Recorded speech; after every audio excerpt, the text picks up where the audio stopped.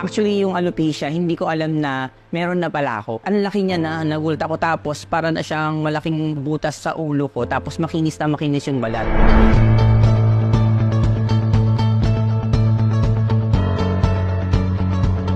Hi, I'm Maverick Ingeniero. I'm a former teacher by profession and I'm a swimming instructor. I'm 35 years old right now, living here in Bacoor.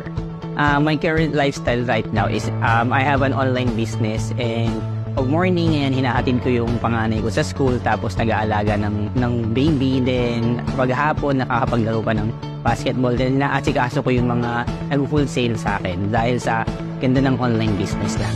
Ang routine ko na other na ginagawa is pupunta kami sa church tapos natugtog kami sa church kapag Sunday yan. Minsan may chance na nakakapag-preach ako pero aside sa online business namin, wala na kaming ibang source of income. As of the eating habits ko, average lang. Hindi siguro